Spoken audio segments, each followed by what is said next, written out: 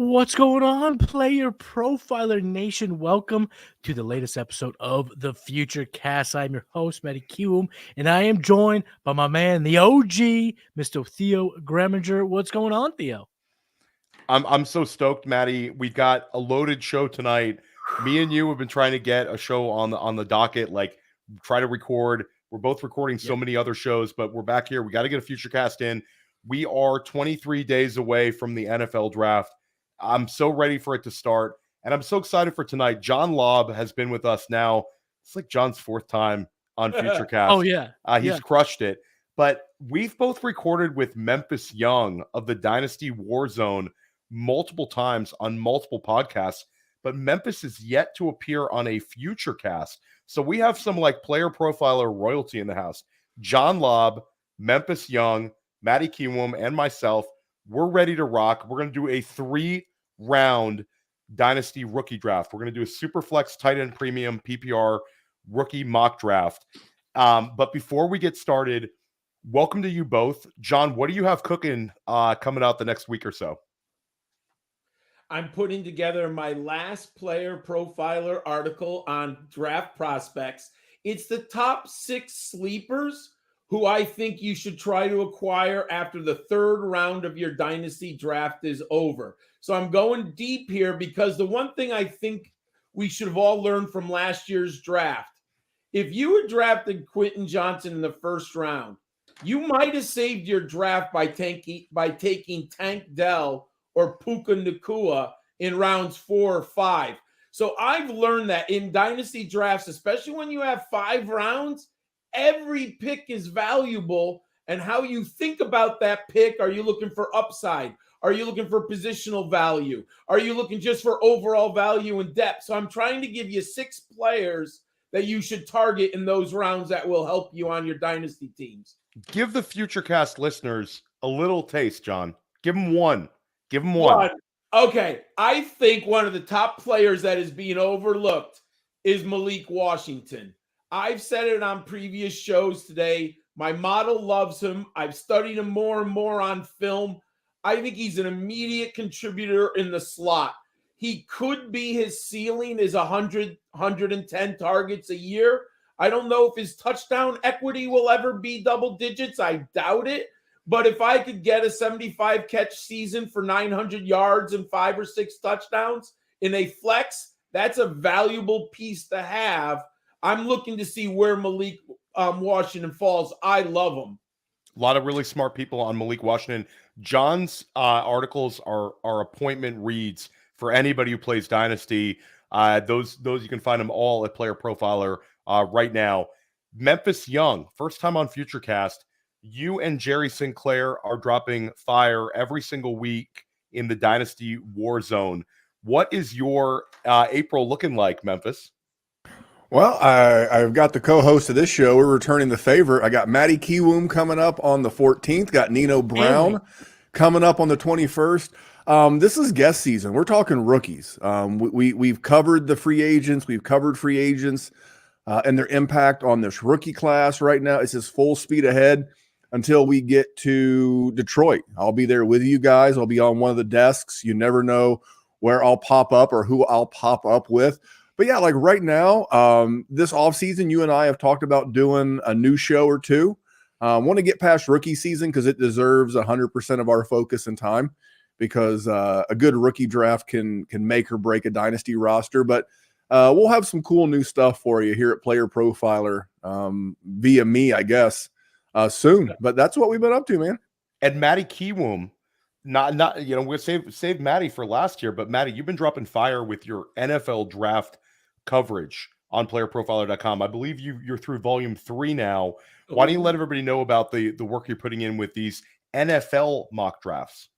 Oh, I mean, the NFL mocks are literally the best. They're my most favorite. They're the thing I did before I ever posted it anywhere. I mean, on the PFF mock simulator a million times before I ever put one on Player Profiler. So we're working on 4.0. We'll probably get 2 more in before the draft. I just booked my flights to Detroit. Very, very excited to be at the draft house with you fellas. And just we're full steam ahead. Rookies, NFL draft, all of that good stuff is just coming out in full force. Yeah, it's so much fun. And guys, before we get started, I have one kind of evergreen question that I've been asking everybody on Dynasty Life, but I want to kind of bring it in here to Futurecast.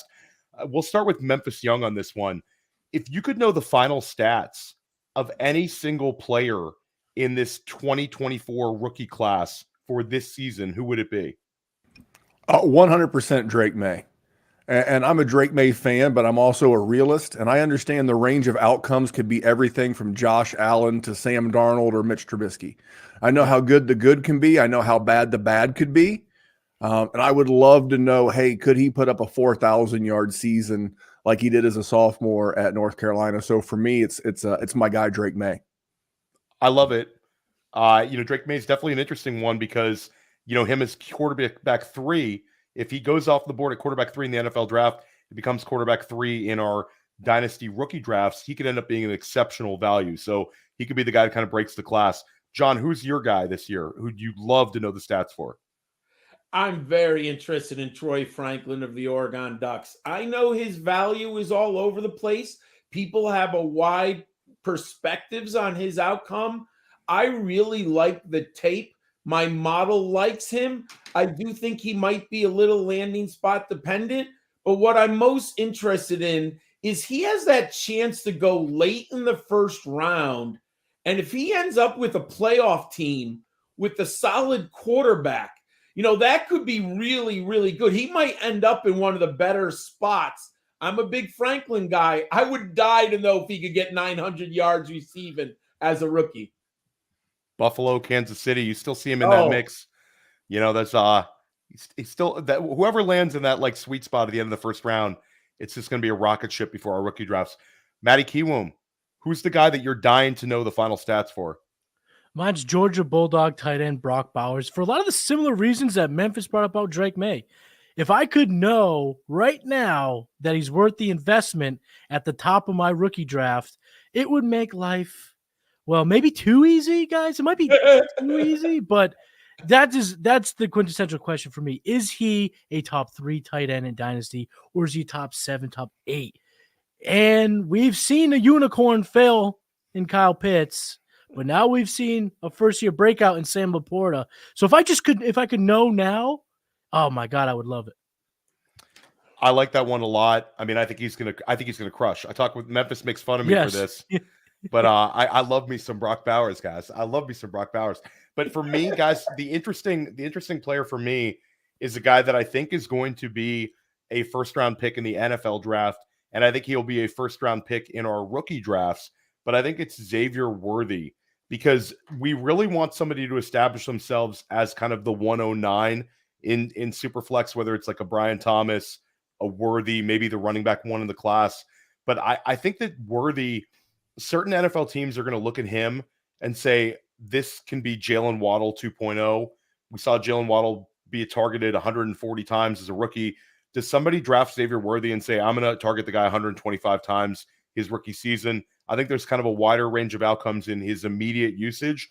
But if a player with that sort of speed and dynamic ability is just put in the slot and gets 125 targets from the jump, I think that a year from now, when we look back on this draft, it's going to be, why didn't I draft a lot more Xavier Worthy in my rookie drafts and in redraft for that matter? He could be electric. So that's a really fun one. Matty Kiwoom, how many rounds are we doing tonight, bud? Well, we're sickos, right? So we're going 3, baby. We're going 3. We're going to take a quick break. And when we come back, who's OTC right now, Matty? Who's number 1? Me, baby. Me. Cook the books. Matty Kiwoom is at the 101. When we come back on Futurecast, Matty Kiwoom's on the clock. It has been 2 years since Josh Larkey paved the way for fantasy gamers to start expecting positive returns from pick'em games, specifically underdog pick'ems. And how do you do it? Well, you look at a slate and you find a great shootout or a sneaky shootout. You also look for a shit show game. 3, 4, 5, 6 guys in one game. That's right. You can do it. You can do it. And you can 100x your payout on Underdog. Think about week 1. Jets-Bills was a shit show. Did we see the Aaron Rodgers injury coming? No, but we knew the Jets have a good defense. We knew the Bills have a good defense. Why not expect the worst? And the worst is what we got. So if you had gone Dalvin Cook less than, Garrett Wilson less than, Aaron Rodgers less than, Josh Allen less than, Gabriel Davis less than, boom, boom, boom, boom, boom, boom, boom, you can go 6 for 6. Same thing in week 2. Oh, week 2. Oh, sneaky shootout there in Philadelphia. Minnesota's going to be in comeback mode, so we'll go Cousins, Jefferson, Hawkinson, more than, Madison, less than, but also Swift, more than. Boom, boom, boom, boom, boom, boom, boom, boom. That's how you do it with the Underdog Pick'ems, and you use promo code Underworld to get a 100% instant deposit match up to $100. You put in $100, Underdog matches that deposit up to $100 with promo code Underworld. Go start picking. We're back, and the magic of Futurecast. The whole screen is different. If you were watching us on YouTube, Matty Kiwoom is a pro. We got the board up, fellas. This is it's getting real here. Matty's picking in the 1 hole. John is picking the 2 spot. I am 3. Memphis is 4, and we will not be snaking. We're just going to go back to it. Matty will be in the 5 hole as well. So we're going to do a good job of trying to recap the picks at the end of every single round, but kind of bear with us a little bit, people, because we're ripping through a lot of them here on Futurecast. So I have the 101, and I've completely messed up the entire screen. So here we go. But the 101's easy peasy right now. We're going Superflex, and for me, it is none other than Caleb Williams, the projected number 1 overall pick in this draft. And the more I dive into it, the more I watch the tape. I've been watching a lot of LSU. I'm not as high as I thought I'd be this deep into it of Jaden Daniels, and Caleb Williams continues to be further and further away the QB1 for me. So it becomes easy. I'm going to take him with the 101. Anything to add, guys? Or John Laub, you got some spicy take? No, I like it. I mean, I would always have hoped Caleb falls, but I think in Superflex, it's pretty much a done deal. And I'll say this, as the draft season's progressed here, I think 102's become a little bit more spicy. As Matty said here, there might be some trepidation at number 2. I could go safety. And what I mean by that, I would go Malik Neighbors would be my safety pick. But I've got to assume if you are the second worst team in the league, you have some real challenges at the quarterback position. I'm going to go for the high upside here. Matty, I agree. Jaden Daniels' tape can be a mixed bag, but if he hits his ceiling here, I'm going to take him at number 2 because the rushing upside is just too valuable in a super flex. I was so ready to take Malik Neighbors here at the 103, thinking that John was going to go Marvin Harrison Jr. at the 102, but I had forgotten that Malik Neighbors is your wide receiver 1 in the class, John. But I'm gonna go with Marvin Harrison Jr. here at the 103. I get the fact that we have the incredible talent at the top of the wide receiver class, but I think it's hard. We got to remind ourselves a little bit of what a truly elite asset Marvin Harrison Jr. is. And I listen to the Dynasty Warzone guys. I understand about things like trade equity.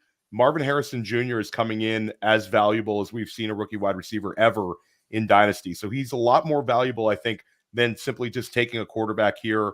And despite how much I love Malik Neighbors, and I have a lot of love for Rome Odunze, Marvin Harrison Jr. is my wide receiver 1, and I would take him at the 102 in Superflex right now. Well, thank you. First of all, I love Marvin Harrison. Marvin Harrison is tremendous, and I think he's the best prospect since Calvin Johnson. I know that might be a bit of a bold take, but I truly think he's that good of a talent, and I'm not letting the shenanigans since the offseason distract me. I'm going Drake May at the 104. You're never going to get your quarterbacks in a Superflex format cheaper than you are on draft day, whether that's your startup draft or whether that's your rookie draft. And I said at the beginning of the show, I think this guy's got such a wide range of outcomes. And we have to understand that if there's 4, 5, 6 quarterbacks drafted in the first round, look at the class of 2021. 2 to 3 of these guys are going to be busts. And this very well could be one of them front and center. And I know that. But if I'm going to get a quarterback and I need a quarterback, I probably do at the 104. I've got to go Drake May. I do love the talent of the guy that I think my friend Matty will take next, but I'll find out when Matty takes him next. So next up, I've recently made a change at the top of my wide receiver rankings, and my new number one wide receiver in the class is Malik Neighbors. So I will happily put him here at the 105. The reason being, I've just watched, like I said, a lot of LSU, and I've seen a lot of Antonio Brown in the way he gets off the line, the way you can't stop him at the line, and the way he's able to create separation everywhere. And he's an inch taller, and he's 15 pounds heavier. He could be a menace. So I want him here at the 105. Is that I was going to make my Antonio Brown comparison for him too. I hate to be spicy in Memphis. I don't know if am I allowed? You say Calvin Johnson, Marvin Harrison Jr. I am allowed to say that we can have like a Julio Jones at the top, and we have Antonio Brown, and then Devontae Adams with this class.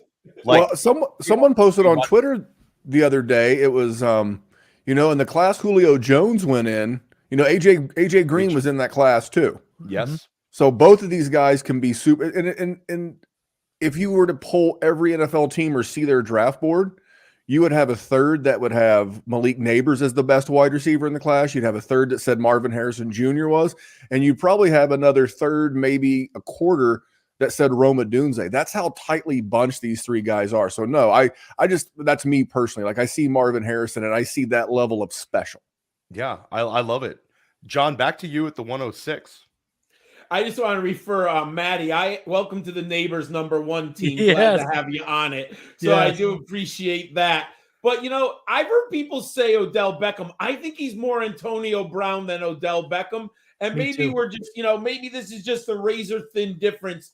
But I do see more AB than I see Odell. Now, hopefully he doesn't have the off the field challenges. So we'll deal with that as we go along here. So I think this draft in Superflex, the top 7 picks are gold. I really think the 8th pick is the kind of like, ooh, do I have to trade up to get number 7 or 6?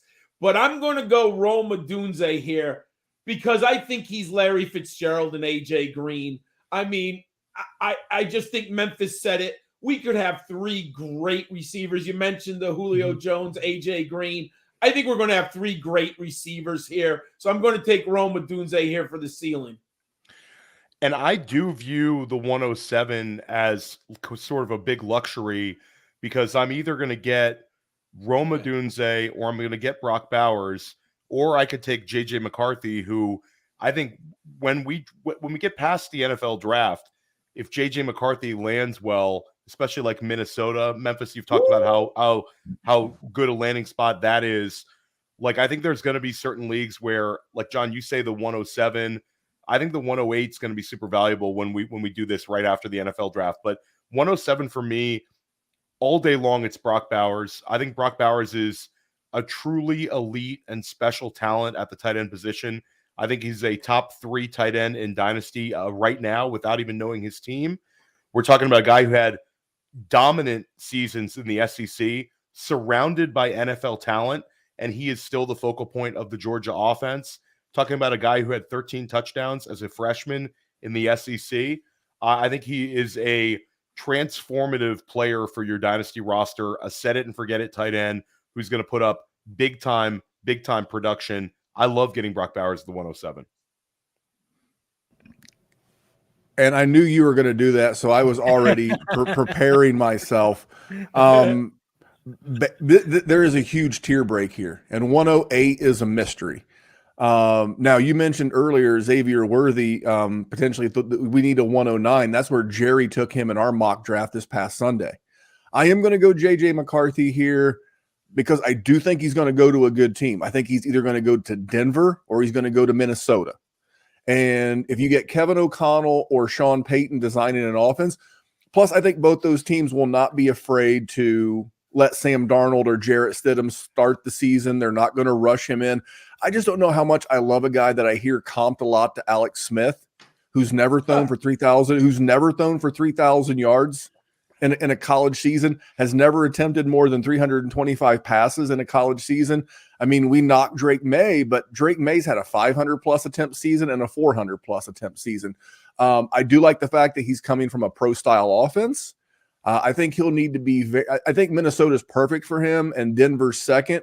I may not take him if he goes somewhere else, but tonight, for what we know, I am going to steer to J.J. McCarthy. Oh, and he's got tiny little Burger King hands. He's got 9-inch baby hands. I mean, it's like, so that's a concern. But yeah, I'll stick with JJ. Oh, JJ, that would be. I'm surprised none of us had him as we could know the stats as a rookie type guy, because that 108 is so polarizing right now. But I'm up with the 109, and I'm actually going to go a route that I wasn't really anticipating just a few weeks ago. But the chatter around the NFL is that Michael Penix Jr. is going to get round 1 draft capital. And now we're being told, or it's being echoed, that he might have the best pure arm in the entire class. He does have his red flags. Albert Breer up here in New England went on one of the local radio shows and said an executive called him a 3-point shooter in a bad way. But I think that with the round 1 draft capital, potentially top 20 draft capital, getting him at the 109, like Memphis said, this is the time you can get quarterbacks with that type of DC in your rookie draft. So I'm going to go Michael Penix here at the 109.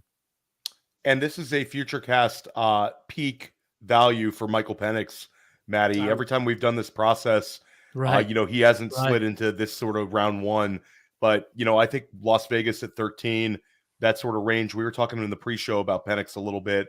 I like the boldness, but it's interesting. I think, does he land in this range in most, like, we'll kind of pass it around the horn here, guys. If Penix is drafted 13 overall, predict where he goes in our Dynasty rookie drafts. Memphis. Right here. He's going to go right here, 109, 110. I mean, you got to understand that he's, 23, 24. He's been 2 years removed from any injury issues. And when you hear, like, at every level, former players, former quarterbacks, former scouts, former GMs that are all in the media now, they love this guy. They love this guy. The apprehension on Michael Penix Jr. seems to be the dynasty market. So if he gets top half of the draft, the first round draft capital, and goes to a spot like the Raiders, it's going to be great. Devontae Adams, Michael Mayer, they've invested in the offense. I think this would be a great spot. I think this would be the spot right here, 109, 110 at the latest. John, where would you have him in, like, your pre-rookie draft rankings, like post-NFL draft? So I have a little trepidation about Michael Penix because I do want rushing upside, and I believe he only had 260 career yards. Now he does have speed, and I understand the system that he played in at Washington doesn't ask their running backs to run. They don't have designed runs for Penix, stuff like that, so he didn't get the cheap yards. And he had so many good receivers. Why would he run the football? So I would probably have him like 111, 112. Because I look at the board right now and I see some stupendous value at wide receiver. And if you're desperate for running back and depending on landing spot, there might be one. So I'd probably have Penix a little lower. I'd love to get him at 111 or 112. That's where I would probably have him. And John, take it away. All right, number 10. I can't believe he's on the board. And I know he's kind of very different opinions on him. But I like Brian Thomas. I get it. He probably ran 3 routes at LSU. But, man, did he run those 3 routes well. And you can't coach size. He's so fast. He's so big. He is dominant. I do hope he lands with a quarterback who has the chutzpah to throw him the ball, because he's not, I would say he's not a huge elite separator. He gets some separation. But you got to have that Aaron Rodgers going to throw him the ball or throw him open. But, man, the upside of Thomas is so tantalizing. I'm going to go Brian Thomas here. And I figured you would take Brian Thomas or Xavier Worthy here. And I think both of those guys are locks to be first-round draft picks. They're different players. They both had tremendous combines. I'm going to go Xavier Worthy here. I talked about him a little bit earlier. I think that his fantasy upside is a little bit underrated right now for what he could give you as a rookie. Electric player and also big-time producer as a freshman at Texas. I wish Cody was around to say his hometown. Xavier Worthy's from California. That's a but if he was from Texas, Cody would give a proper pronunciation and let us know which town. Yes, you would. Well, I didn't think Worthy was going to fall to me. That's twice that I'm sitting there with only Theo to go. I will say this real quick about Penix. When he went, we talked about his lack of rushing in college. I remember hearing the same thing last year about C.J. Stroud, who never rushed for more than 125 yards in a season. Just because they haven't been asked to do it doesn't mean they can't. So I just want to keep that in mind. So this is really tough for me. I'm going to go with a running back here. And as the defending champion, more than likely, if you have the 112, unless you traded for this pick, you can afford to wait because you probably won the championship on the back of some good running backs. I'm going to take Jonathan Brooks. I think he's the most complete running back in this class. I think Trey Benson's a better athlete, clearly, especially as it relates to speed and size. But I'm willing to wait for Jonathan Brooks. I may not get him till Thanksgiving. That's totally cool. I think the injury is going to allow him to potentially fall to a really good landing spot that we really like. So I'm going to go Jonathan Brooks just because the wide receiver room gets a little funky. Matty, why don't you recap it before your pick? Sure thing. So first, the 101 quarterback from University of Southern California, Caleb Williams. Quarterback from LSU, Jaden Daniels. Marvin Harrison Jr., wide receiver from Ohio State, goes 103. Drake May, quarterback from North Carolina, goes 104. Malik Neighbors from LSU, wide receiver, goes 105. Roma Dunzy, wide receiver from Washington. Brock Bowers, tight end from Georgia. J.J. McCarthy, quarterback from Michigan, goes 108. Michael Penix Jr., quarterback from Washington, goes at the 109. Brian Thomas, yet another LSU player, goes at the 110. Xavier Worthy, wide receiver from Texas, at 111. And Jonathan Brooks, running back from the University of Texas, goes 112. A lot of college football playoff participants in this first round, fellas. Love it. You mean winners? Winners. Big time winners. That's We're right. drafting big time We got winners. some winners in the Tigers. So at the 201, I'm going to take a player that's probably had the strongest amount of helium throughout the draft process for me, and that's Laub McConkey. I have him at wide receiver 5 now. Sub 4.4 speed, potentially the best route runner in this class. I think he has 150, 155 target upside in the NFL. And I think the range he's probably going to go end of the first, early second. There are offenses that would benefit from his skill set. I think we are looking at a totally different prospect than the slot receiver that we were led to believe that he was coming out of college. He's proven he can play inside, outside. He has the speed, athleticism, and route tree to be a massive volume hog at the next level. I hate you. I thought he totally would have been there for me. I would have taken him at the 2. 204. I would have taken him at the 203 and broken your So heart. that sounds like I'll throw it to John. It sounds like everybody really loves Laub McConkey in this room. He's in my top. I think he's number 8. So yeah, he's on my So I definitely like Laub McConkey. But this is the first time Matty has not completely sniped me because we started the show with the great question.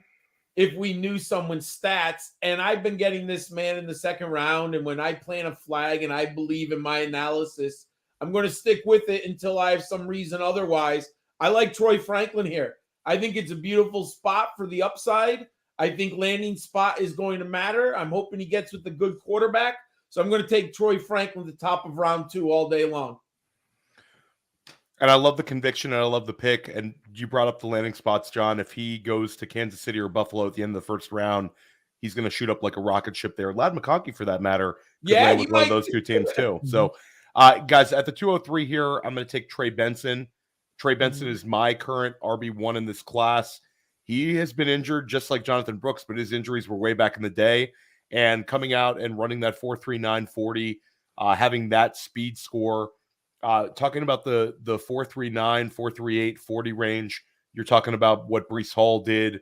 You're talking about what Ken Walker did, what Jonathan Taylor did. Big time athlete. I think he's a better receiver than some people think. And Memphis brought up he's a great athlete. And I think that the draft capital will be there. Whereas Jonathan Brooks, I think there's certain teams that are going to be worried a little more worried about him. Benson, I think, sneaks into the end of round 2.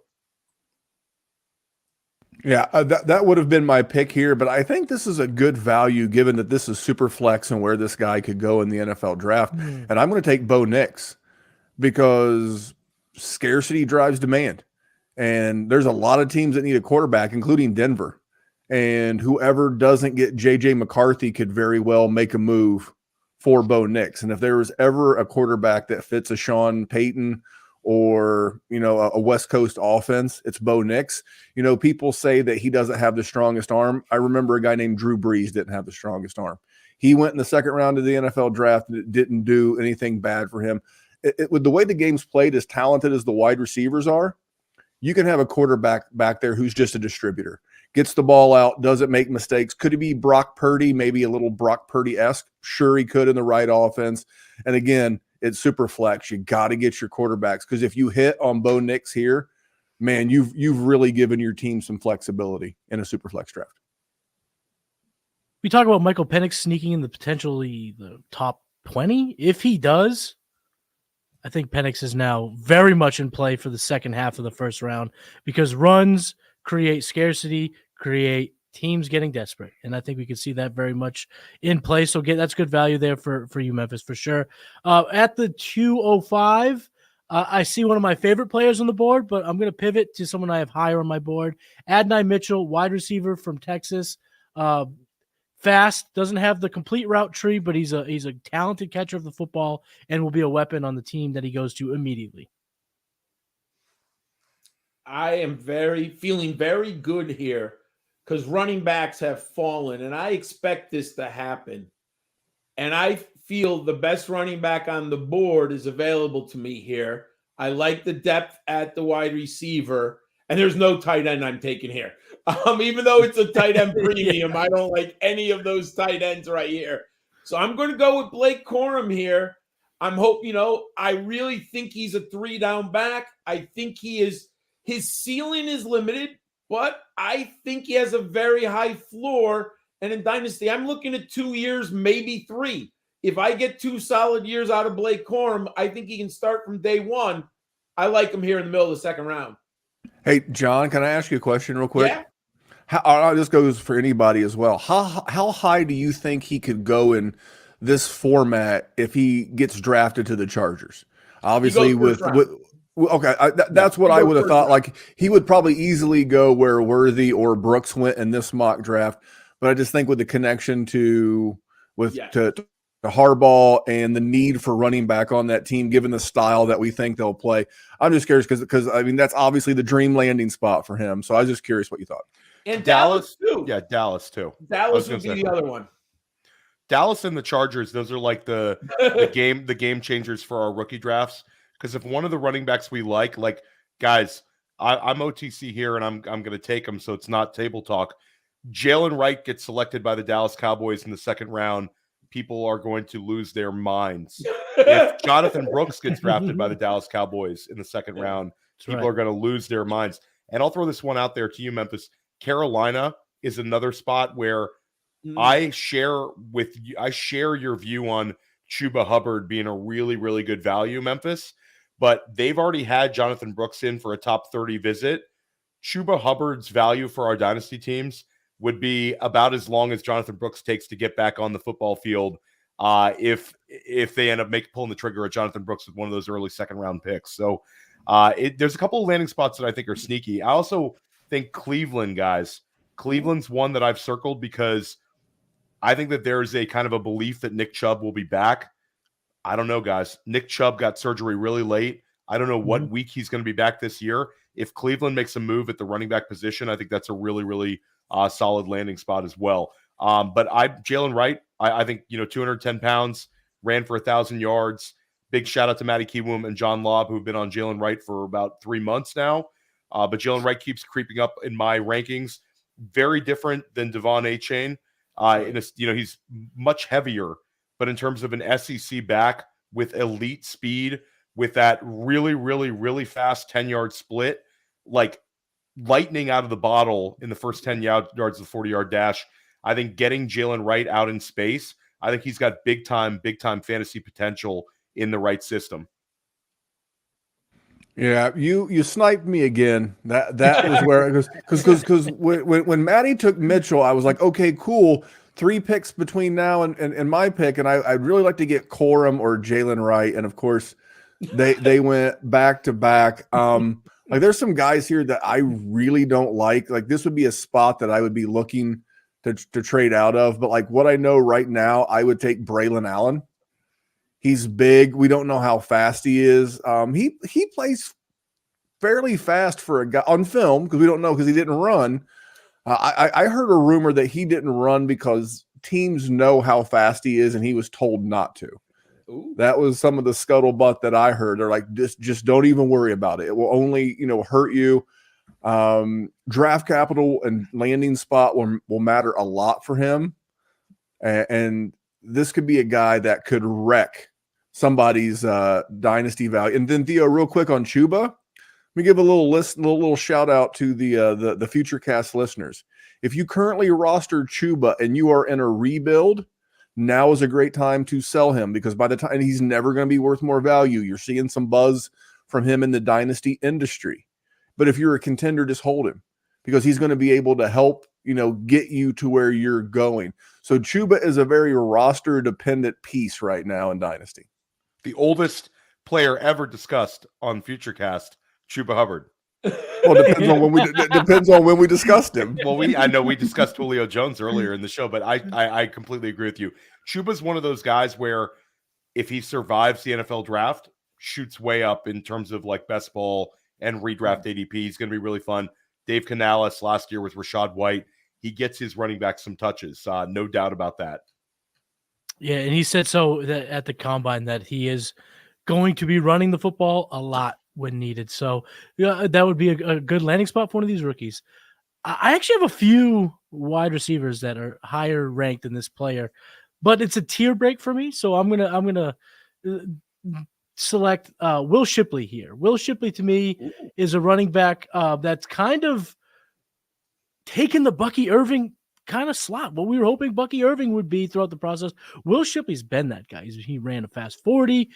We know he's proficient in the passing game, and he's been an early producer at a big time program. I think Will Shipley could be highly regarded amongst NFL teams and get sneaky good draft capital from what I would have thought just a few months ago. So grabbing him here, I'm gonna hope that some of my receivers fall to me in the third round, but I had to go Will Shipley because it's a tier break for me.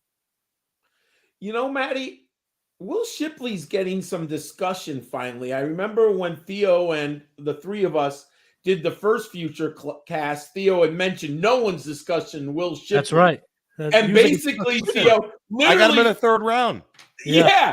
And all of a sudden, though, I will say this, within the last 2 weeks, there seems to be some chatter, and it may be because they're looking at him in comparison to other running backs, and people are realizing, this young man has a lot of receptions.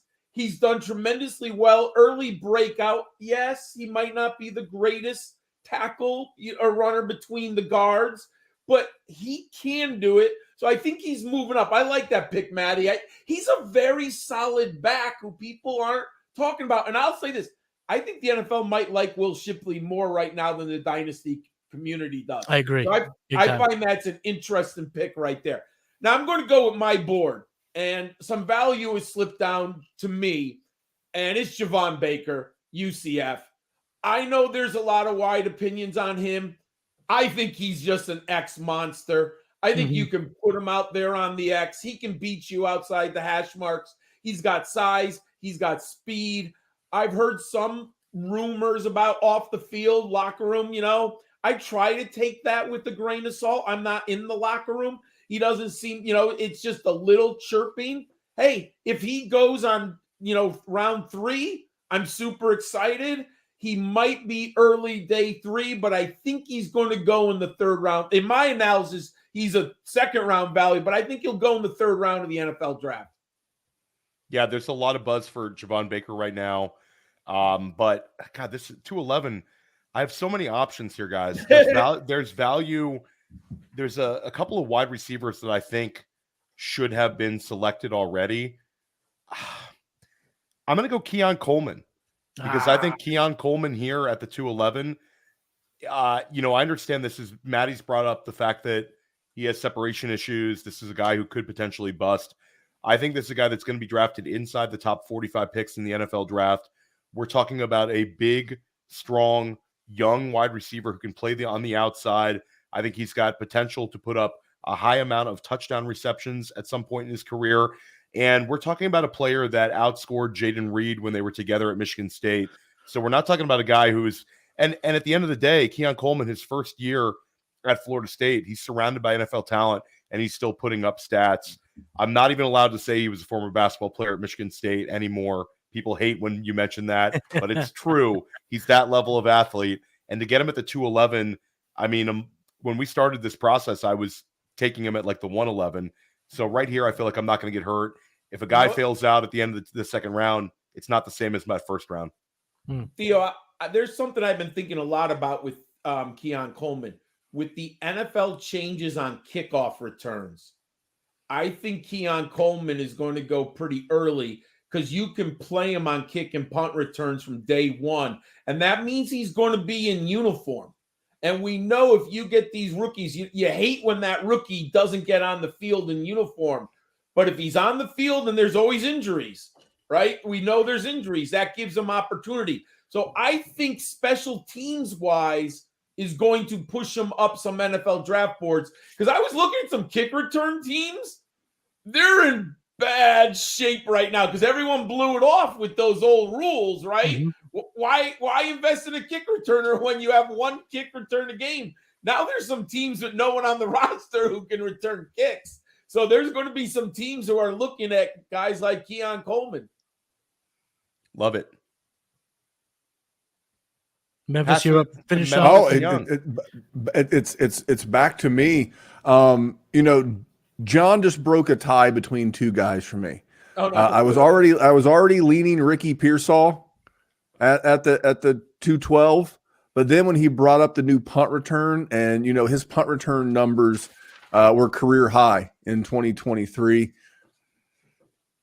Big guy, good athlete, 6'1". I mean, his athletic measurables across the board are really good. I know Alec Pierce fell into this category too.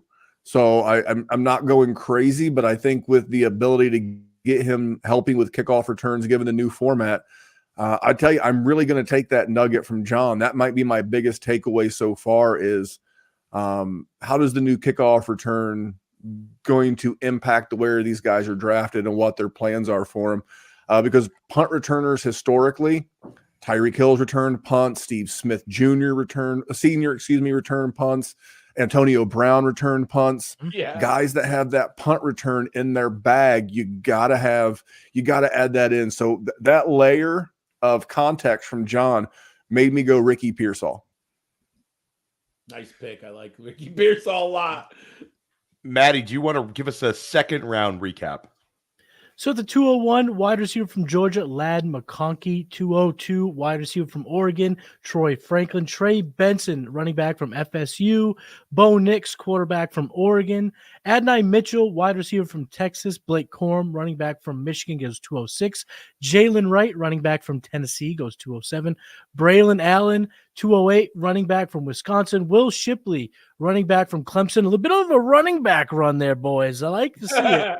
Javon Baker goes at the 210, wide receiver from UCF. Keon Coleman, wide receiver from FSU, goes 211. And Memphis rounds out the second round with Ricky Pearsall, wide receiver from Florida, at the 212. And you boys have successfully taken all of the wide receivers that I was hoping would fall to me in the third round. So good job or bad job. Depends on how that goes, how you want to look at it. Got one more Matty Kiwoom favorite. One more guy you like. There's one guy you like. There is a guy that I like, but I now that I know there's a couple of vultures in this thing, I have to be a little more proactive in my wide receiver ranks. And this is a guy that's been on a bit of a roller coaster ride. He started really, really high, he fell really, really low, and he's back up inside my top 10. And that's Xavier Leggett. Late breakout guy, little bit smaller than we thought, but he has the speed and he still has that big playability. And given the range where we think he'll go, somewhere in round 2, I think he could go at the end of round 2, which again has that same je ne sais quoi that we like in the first round, the playoff teams at the end of round 2. So I'm going to go with Xavier Leggett here at the 301. One of the best accents we've ever Oh, heard. I'd like to hire him. I'd like to hire him to read my emails. Just hire him at work, put him in the chair next to me, and just read these emails to me. Shout out to the guys from South Carolina. Debo Samuel has the accent. Now you got Xavier Leggett. It's a fantastic. Like, it's one of those things where you hear a guy get interviewed and you're like, whoa, I didn't expect him to talk exactly like that. But yeah, man, Matty Kiwoom, he's gonna be drafted at the beginning of round 2. I think those Carolina Panthers picks, I think he's right there for them. Well, speaking of someone with the voice you were shocked, I'm probably the old man here at the table. When I first heard Mike Tyson's voice in the 80s, because you're thinking he's the baddest man ever, knocking people out in the first round. Then I must have been like 19. I'm like, that's Mike Tyson? I mean, like, I was on the floor the first time I heard his voice back in 83, maybe 84. I forget when it was, but it was a long time ago. But that man had no voice that matched his ferociousness in the ring. But you just brought up a memory from the old memory bank there. What a voice. I'm going to go. There's some value at running back here. And I think Marshawn Lloyd from USC is a very interesting pick. I think there's some teams who really will like him. Memphis was talking about how the 3 receivers, 1/3 of the teams will have, Rome Odunze, 1/3 of the teams will have Neighbors.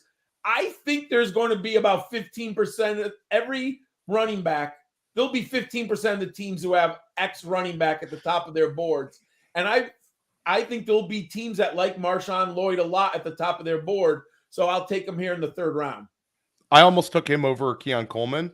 And you're talking about 4.46 at 220 pounds, potential to be a receiver. Like, he's going to get drafted on day 2. I think that the big takeaway for this is the hive mind was telling people how bad this running back class was. But now you have some time to actually look at the athletic measurables. We're not saying that there's a bunch of guys to take in the first round. No. But there's utility from this running back class. And there's some fun players that are still available. But Marshawn Lloyd, like Will Shipley, these guys, Jalen Wright, they've all really helped themselves in the process. Blake Corum helped himself in the process here. Yeah. So it's a better running back class than some people think. And I think a lot of these guys are going to be running back 2s for us in Dynasty, which that helps us win. And I'll stay here at the 303. I'm a little surprised that Matty Kiwoom didn't take this guy, but Roman Wilson, it's really funny, guys, because Roman Wilson was like a rocket ship to the moon after the Senior Bowl. Mm-hmm. Then he runs a 4.41 at the combine, and people expected him to like run like a 4.3 flat, like put up like Xavier Worthy of type 40 numbers. And then Roman Wilson doesn't participate in the other athletic testing drills when we're told that he's going to have like a record-breaking shuttle and all these sort of things. So I think that the hype on Roman Wilson kind of died down a little bit, almost to the point where I might have 100% Roman Wilson in my rookie drafts. Because if I can get him at the 2-3 turn with what we saw in Mobile and sort of his, level of production potentially in the slot, I think he's a high floor guy with some ceiling and a lot of athleticism. So I'm happy to get Roman Wilson here at the 303.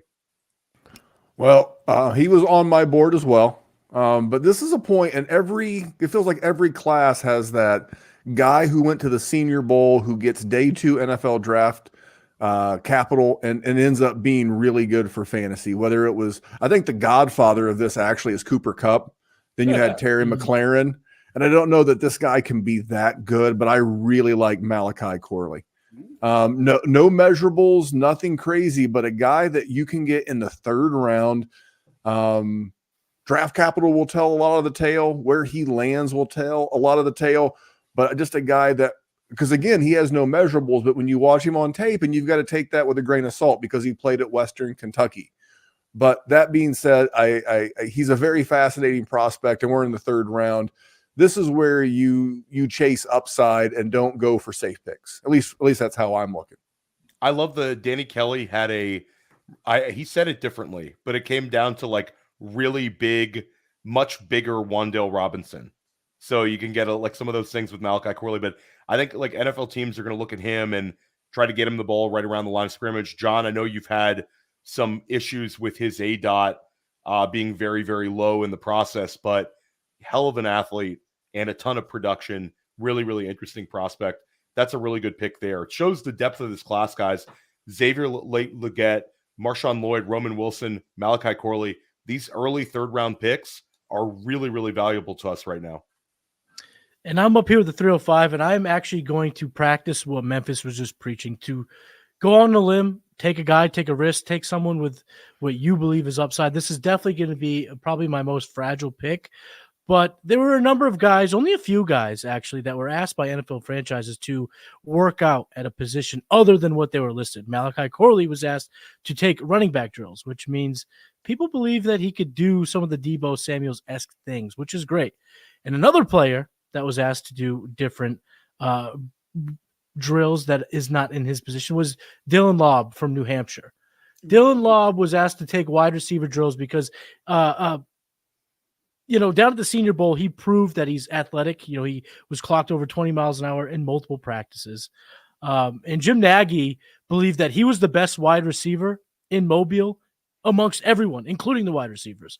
And this is kind of my bold take about Dylan Laub. And, of course, draft capital will tell us all. But I think amongst the entire running back class, Dylan Laub's ability in the passing game is the single greatest trait amongst the position class. Spicy. I like that, Matty. And he's not related to me, if anyone doesn't know that. So he's not related to me. So I'm going to get spicy. Theo asked me to contribute to the draft guide about, what was that, baby, 2 months ago. And he asked me to pick out 3 players. And one of the players that I wrote about, and get the draft guide, it should be out by the time you watch this, right, Theo? It's coming out very, very Either the end of this week or the beginning of next week, it's going to drop. Everybody here contributed to it. Get my rankings, John's rankings, Matty Kiwoom's rankings, Memphis Young with a breakdown of Drake May. It's loaded. Cody Carpentier's rankings, Jax Falcone and Chalk of the Undroppables dropped their rankings. We have a lot of player breakdowns, NFL comparisons. It's going to be very, very fun stuff. And the guy I wrote about 3, but I'm only giving you insight into 1 right now. I'm going Kamani Vidal out of Troy.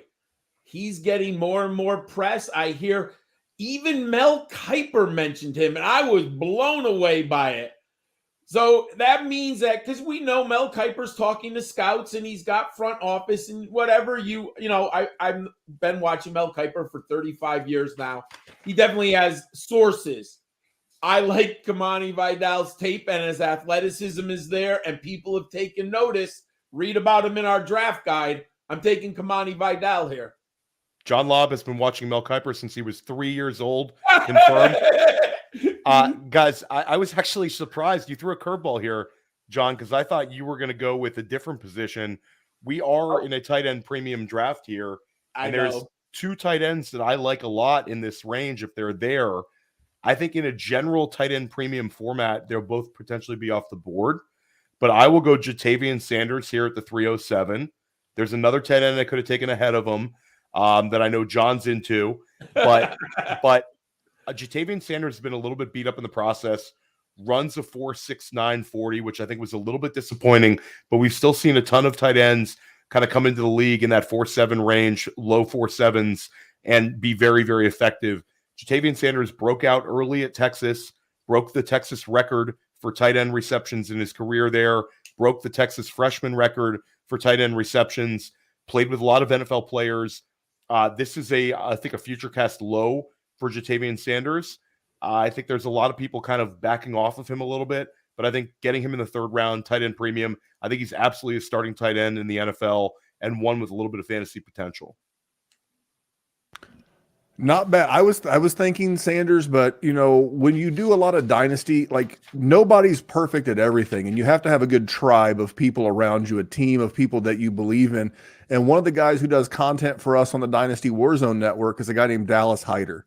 And during the season, he was doing a rookie series where every episode he'd give us a 5-minute clip on a guy he liked. And a guy that he featured this season is Ben Sanat. And I hope I'm pronouncing his, yes. I'm hoping I'm pronouncing his name correctly.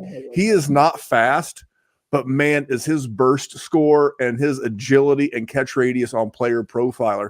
A lot of juicy landing spots out there for a rookie tight end. And I'm never going to be the guy who says this is the next Josh Allen or the next Sam Laporta. But if there's a guy who's a good enough athlete to make hay as a rookie in the right situation, it could be this kid. Big kid, athletic kid. So I'm going to go Ben Sanat. And I think he's the one, like him and Sanders are almost like tight end 2, tight end 3, flip a coin for me at this point. I want both of them on my Dynasty rosters. I actually took both of them in a Dynasty startup that I'm currently in. But John, you have Sanat as your tight end 2 in the class, and you did his breakdown for our rookie guide. Why don't you share a little bit of some of the reasons you really love him?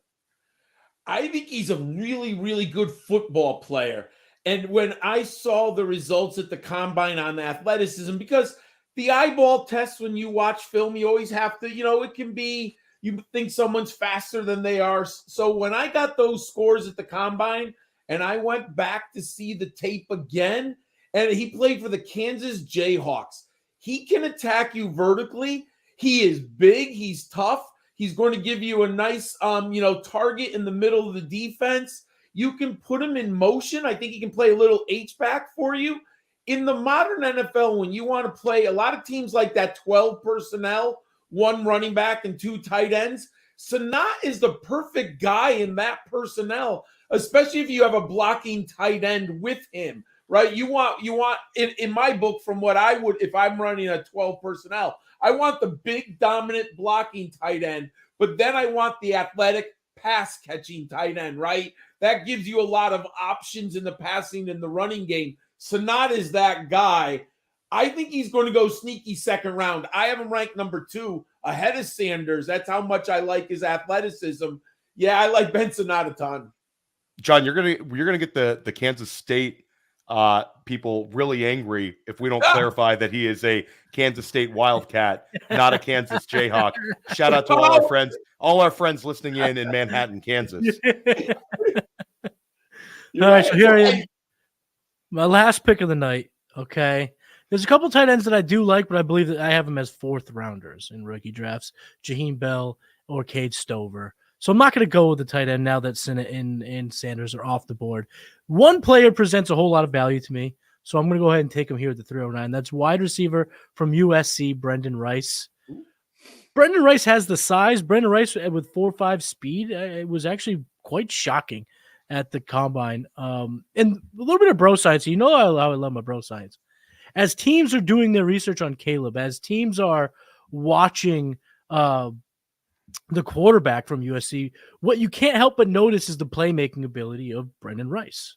And then, of course, being the son of legendary wide receiver Jerry Rice, I think that he's going to get sneaky draft capital that we just don't really predict coming. Kind of that little Papa boost, if you want. I'm going to coin that Papa boost. But I like Brendan Rice here. I believe in the talent of Rice. And not only that, I believe in his ability to make plays as a rookie. I don't see him being any more than a 5, maybe 600-yard receiver. But the touchdown variance could be in his favor. We could see upwards of 7-8 touchdowns, given the deep threat ability and the go up and get it type of style that he possesses. So I'm going to go Brendan Rice with 309. Nice pick. I liked him. And first of all, I'm still a little mad that both Memphis and Theo stole the tight end. So I did do a little bit of a flag plant, but I do love those 2 tight ends, especially in the 3rd round of a tight end premium. Those, to me, the 3 tight ends that are worth drafting are off the board. Everyone else, you can throw a dartboard at athleticism. Maybe you like the production. Maybe you might like a landing spot. But there's no tight end who I feel confident as a fantasy producer. These 3 are off the board. So I've been going back, and some film that I've been watching, I was watching on Michael Penix because I just did a show on him. But one player that stuck out that I think is kind of falling under the radar, and Matty would know this if we were talking last summer in Devy circles, Jalen McMillan was talked in the same breath Mhm. as Rome Odunze. They That's were right. they were not that far separated. Now, unfortunately, McMillan got injured and he missed 4 games last year. But if you look at the 3 opening games when he was healthy, he was a monster for the Huskies. He did come back and he played very well in the Big 12 championship game. He played well against Texas. I like Jalen McMillan here for his ceiling, 6'1", 197, and watch the tape from 2 years ago when he's completely healthy. I think Jalen McMillan it's a high ceiling type of play. I like him in the 3rd round here. And it just speaks volumes for Rome Odunze, how great he was because he was surrounded by McMillan and also Jalen Polk, Mhm. who could have also gone. Memphis might even take him here at the 312. So 311 is wide open for me. You guys make me feel bad because everybody wants to swing for the fences, and I want to take this high upside guy to end it on bang. I'll take a guy who's really beat up. And I don't know if I'm gonna get canceled for taking a guy who ran a 4.7 40 at the combine. But when I get Audric Estime at the 311, Yep. Audric Estime runs a 4.7 40 at the combine, corrects it at Notre Dame Pro Day. All the haters come out with their stopwatches saying, it was actually a little bit higher, but still chopping a 1/10 of a second off of your 40. Like, even if he wasn't in the 4.5s, let's say he's a 4.64. That's a big difference with the speed score than the 4.71. Estime, we saw him run away from defenses at Notre Dame. We saw him break the Notre Dame record for rushing touchdowns. And at the combine, fellas, he's top 5 among all running backs in the broad jump. This is a guy that's a better athlete than I think some people realize. That 40 crushed him. I think that if he would have ran, 4.5, he's gone 15 picks before this, because this is a guy that we really, really wanted to like. But I know this is a guy that projects to be, I think, a backup running back in the NFL with some utility. I think he'll be effective around the goal line, and he's got 220 pounds. He's 20 years old. I think he's a 4th round pick still, despite that 4.7 40. Can I throw out Jordan Howard, guys? Jordan Howard, as a guy who never was a burner, but was able to take a pounding and gave us back-to-back seasons of RB1 production. Maybe a 3rd season where he was an RB2. Memphis would probably remember that better than me. But I'll go Audric Estime at the 311.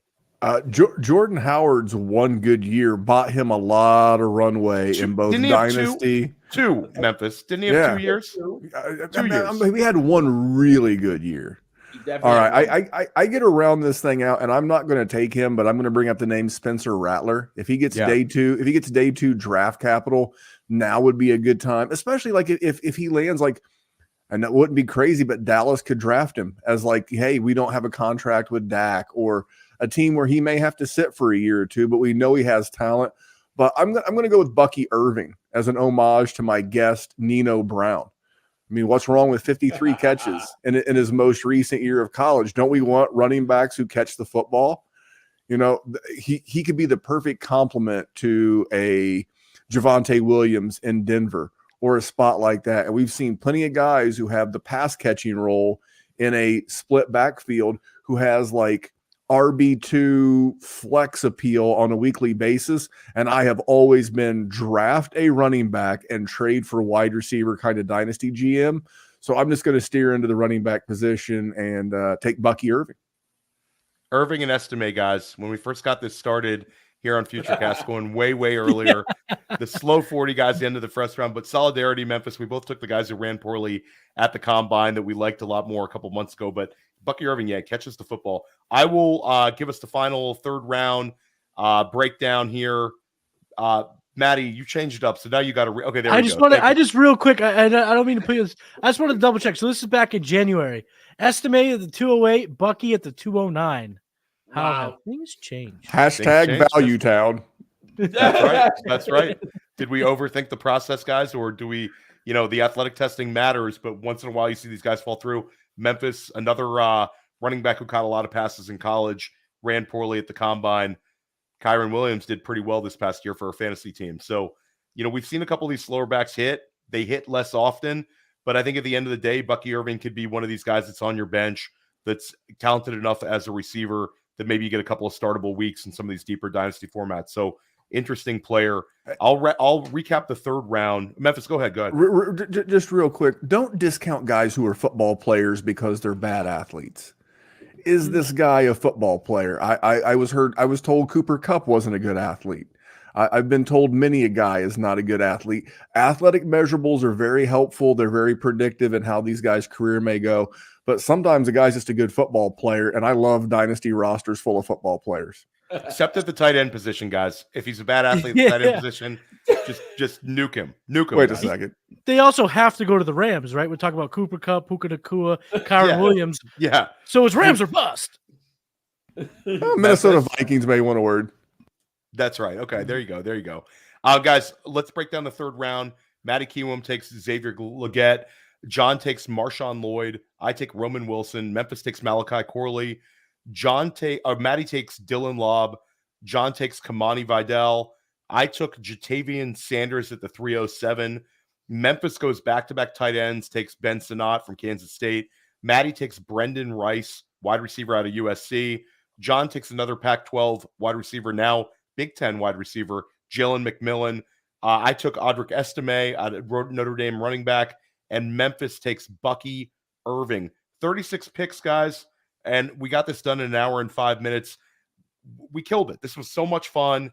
Memphis, let everybody know where they can find your work and what you're dropping on the Dynasty Warzone. Yeah, it's just guest season. We have a lot of amazing people lined up between now and the draft, and we're going to give you more of this. We're going to give you more mock drafts. We're going to give you more insight this coming week's show. We're just going to do a rookie Q&A. Hey, who do you value more? What do you think of? Whatever it is. We've had so much positive response from our chats live on Player Profiler on Sunday nights at 9 p.m. that we're just going to do a show. We're going to do the normal intro, good people, bad tweets, but then we're going to go right into you, the listeners' questions about this rookie class. Then we're going to have Matty on. Then we're going to have Nino Brown back on. It's a good time. My only ask of this beautiful audience is head over to the Dynasty Warzone's podcast and or YouTube channel. If you're a podcast listener or a YouTube watcher, that's cool. But I ask you that as a way to showcase the guys who are doing content on our network as well. I mentioned Dallas. We have some guys named Jesse, Mike, and Austin. Sometimes Chad's in there too. They do a show called the Dynasty War Games. And even though they're not on Player Profiler, they're really talented guys. And I just want to give them a shout. And that's where you'd find them, is this search Dynasty Warzone, either in podcast form or YouTube, and give us a sub. I would greatly appreciate it. I'll co-sign. Everything coming out of the Dynasty Warzone is absolute fire. We love the Dynasty Warzone. We love working with Memphis and also Randy. Whenever I can see Randy, shout out to Randy in the Warzone as well. And everybody else you have, they're all really, really sharp dudes, Memphis. So check out the Warzone every Sunday night here. Player Profiler YouTube. It's fire. John, let everybody know what you have coming out. Well, first I want to say it's great to meet Memphis. I've never done a show with him before, so it's a pleasure. And he's in my rotation. The Warzone is in my rotation of podcasts on our network that I listen to, so I love listening to that. So it's been a pleasure. And right now on Player Profiler, there are 36 prospects who I've done the scouting reports and the resume of each player. I have 6 sleepers coming up. By the time you watch the show, the six sleepers will be up. So that's 41 profiles for you to read. I have over 80 players in my model by position, all ranked. If you go to the quarterback preview file, you'll be able to hit the link for the 13 quarterbacks I have in my model. Same thing for running backs, wide receivers, tight end, and the sleepers will have a link also. But check all that out on Player Profiler. And I can't wait for this month. I mean, we got mock drafts all the time, I'm sure. I love this time of the year. So thank you, Matty, and thank you, Theo, for having me on. No, it's our pleasure for sure. Matty, what you got, man? What I want to plug more than anything right now is just get your calendars marked for the NFL draft. Player Profiler is setting the gold standard for a fantasy platform to cover the NFL draft, and we're going to take it to a whole nother level this year. So just keep rocking with Player Profile and make sure you mark the calendar and head over to Player Profile's YouTube channel for day 1, day 2, and day 3 coverage, baby. Yeah, last year was fantastic. This year is going to be even bigger, even better. And we're doing a lot more fantasy football related things on day 3. Have some really special guests. It's going to be a blast. And check out my episode of press coverage with Cody Carpentier. Check out my Dynasty Life with Thor Nystrom this week. Sonic Truth. We're talking about some Dynasty buy lows pretty much every single day right here on Player Profiler YouTube. You're going to see something that's going to help you become a better Dynasty manager this time of year. We're dropping a lot of great content here. I'm really, really proud of it. And I'm proud to work with these 3 guys right here. Let's crush it, man. 3 weeks, fellas. 3 weeks to the NFL draft. Oh, cannot wait. Memphis, John, thank you so much for joining. For Theo Gremminger, I'm Matty Kiwoom. Tune in to the Futurecast next time, peeps. We'll see you later. Peace. Hey, I want to thank you for being part of this broadcast. If you have any thoughts on it, leave a comment. If you enjoyed it, make sure you leave a like. And if you want to see more shows on the Player Profiler channel, subscribe to it. That's how we know you want more.